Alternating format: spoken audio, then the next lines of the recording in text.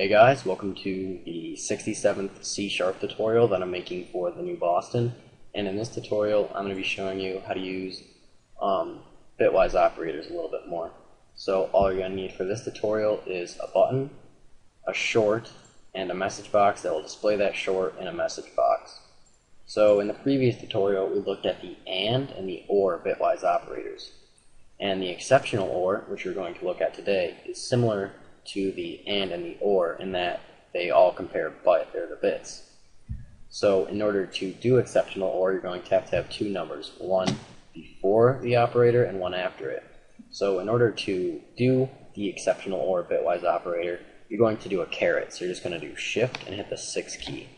And then we're going to need the number after the operator. So we're going to do 5. So we're going to do 3 exceptional OR 5.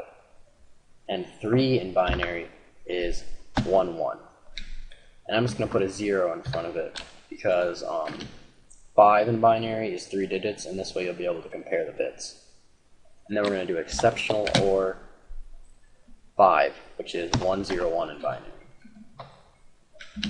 And the only way to get a 1 in using exceptional OR is if both the bits are different. So since both of these bits are the same right here, they're both 1, then we will get a 0.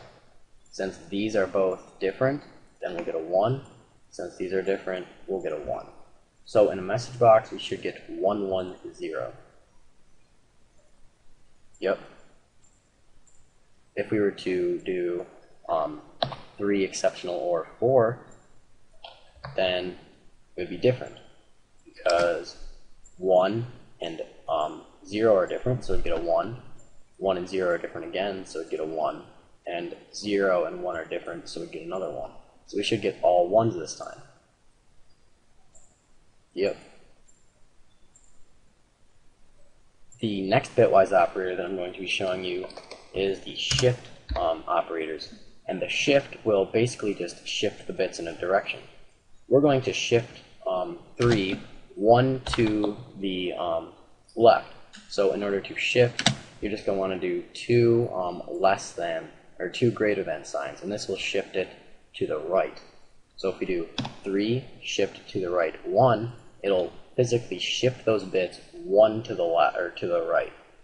So since 3 in binary is 1, 1, it'll shift those bits 1 to the right, and it will just cut off this bit because it won't be there anymore. It'll just shift all the bits this way.